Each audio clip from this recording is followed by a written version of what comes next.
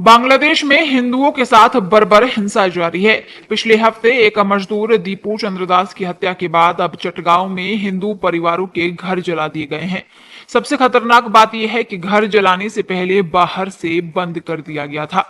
स्थानीय सूत्रों और पीड़ित परिवारों के मुताबिक कुछ अज्ञात हमलावरों ने हिंदू समुदाय के कई घरों को बाहर से बंद कर जला दिया। इसका मकसद लोगों को घरों में ही जलाकर मारना था। हालांकि घर कच्चे थे, इसीलिए लोग किसी तरह बाहर निकल पाए और उनकी जान बच गई। रिपोर्ट के मुताबिक मुस्लिम हमलावरों की भीड़ ने घरों को बाहर से बंद कर दिया और फिर पेट्रोल डालकर आग लगा दी। इस हमले में कई घर पूरी तरह जलकर राख हो गए। रिपोर्ट के मुताबिक घरों में मौजूद लोगों ने किसी तरह दरवाजे तोड़कर या पीछे के रास्तों से भागकर अपनी जान बचाई। घटना के बाद इलाके में दहशत का माहौल है और कई परिवार अस्थायी ठिकानों पर शरण लेने को मजबूर है।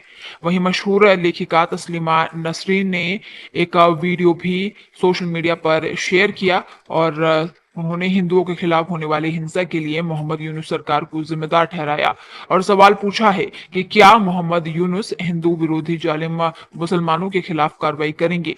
पीड़ितों का कहना है कि यह हमला सुनियोजित था और इसका मकसद अल्पसंख्यक समुदाय को डराना और इलाके से पलायन के लिए मजबूर करना था।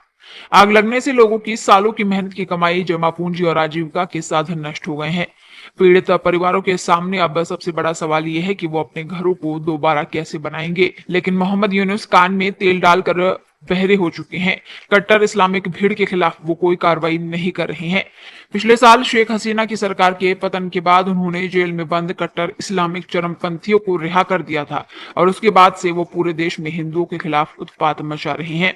तस्लीमा नसरी ने ट्वीट करते हुए जलते घरों का वीडियो जारी किया और उन्होंने लिखा कि चटगांव के रोजन में जालिम मुसलमानों ने हिंदू घरों के दरवाजे बाहर से बंद कर दिए, पेट्रोल डालकर आग लगा दी।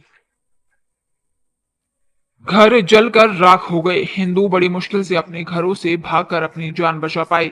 वे किस उम्मीद पर अपने घर दोबारा बनाएंगे? क्या यूनुस हिंदू विरोधी जालिम मुसलमानों के खिलाफ कार्रवाई करेंगे?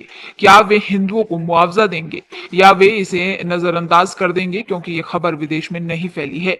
क्या वो हिंदुओं को जलकर मरने देंगे? वहीं दूसरी ओर चश्मदीदों ने बताया कि आग के लपटों से बचने के लिए परिवार को बाढ़ काट कर भागना पड़ा क्योंकि सारे दरवाजे बंद हो चुके थे। पुलिस आरोपियों की पहचान में जुटी है। मामलों में अज्ञात लोगों के खिलाफ केस दर्ज किए गए हैं, लेकिन अब तक किसी की गिरफ्तारी नहीं हो पाई है। उप जिला कार्यकारी अधिकारी SM राहतुल्ला इस्लाम और सहायक आयुक्त ओंगचिंग मारमा ने नुकसान का जायजा लिया और मदद का भरोसा दिया है। पीड़ित परिवारों को 25 किलो चावल, 5,000 टका नकद और कंबल दिए गए हैं। आपको बता दें 19 दिसंबर की देर रात कुछ उपद्रवियों ने लक्ष्मीपुर सदर में एक घर को बाहर से बंद कर पेट्रोल डालकर आग लगा दी थी। आग में जिंदा जलने से एक 7 साल की बच्ची की मौत हो गई थी, जबकि 3 लोग गंभीर रूप से झुलस गए थे। पुलिस के मुताबिक घटना रात करीब 1 बजे हुई थी। आग लगने से 7 साल की मासूम बच्ची की मौके पर ही मौत हो गई थी। वहीं 18 दिसंबर को ढाका के पास भालुका में हिंदू युवक दीपू चंद्र की पीट पीट कर हत्या कर दी गई थी। हमलावरों ने उन पर ईशनिंदा का आरोप लगाया था।